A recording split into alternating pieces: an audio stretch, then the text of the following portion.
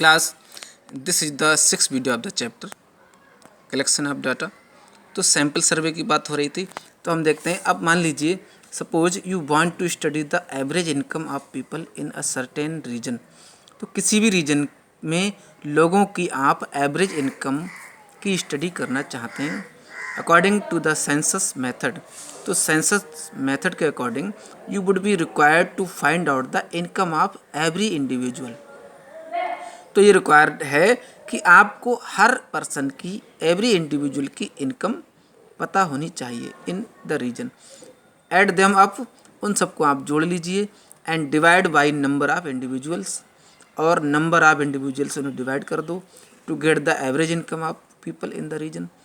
तो क्षेत्र के लोगों की एवरेज इनकम गेट करने के लिए आप क्या करेंगे, टोटल मनी को पॉपुलेशन से डिवाइड कर देते हैं।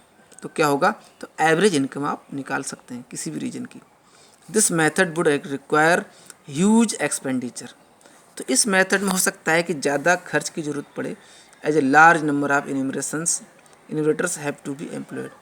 तो बड़ी संख्या में इन्यूमरेटर्स को एम्प्लॉय करना पड़ेगा, यानी कि जो काउंटिंग करने वाले पर्सन हैं उनकी रिक्वायरमेंट बढ़ जाएगी।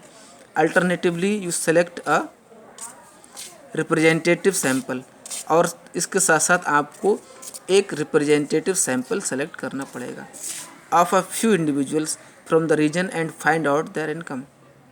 तो किसी भी रीजन के कुछ इंडिविजुअल्स को लेंगे और उनकी इनकम को फाइंड आउट करेंगे। ठीक, the average income of the selected group of individuals is. Individuals के कुछ सेलेक्टेड ग्रुप की एवरेज इनकम क्या है, used as an estimate of average income. Average income के एस्टिमेट के रूप में यूज की जाती है of the individuals of the entire reason.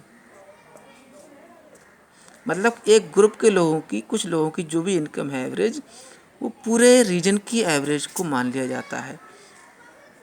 अब एग्जाम्पल पे आते हैं हम।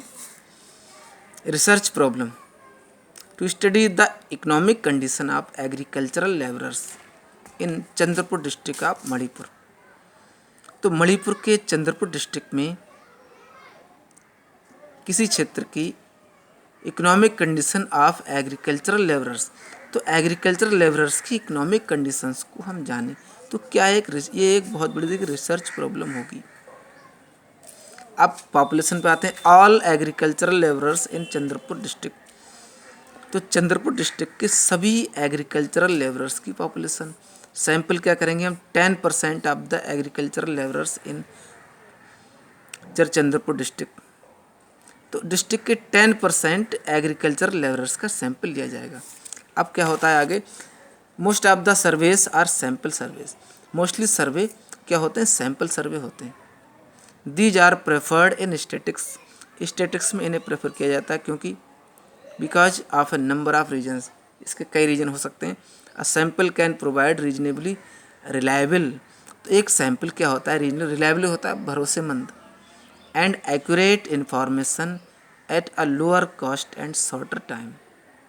तो एक सैंपल एक रीजनेबल और रिलायबल और सही इंफॉर्मेशन प्रोवाइड करा सकता है एक कम से कम कॉस्ट पर और शॉर्ट टाइम में। As samples are smaller than population. अब जबकि देखिए सैंपल क्या है, पॉपुलेशन से बहुत कम होता है। मान लीजिए कि 100 परिवारों का सैंपल करना है और हम 10 लोगों से ही उनको कैलकुलेट कर रहे हैं, ये तो सैंपल हुआ। More detailed information can be collected by conducting intensive inquiries.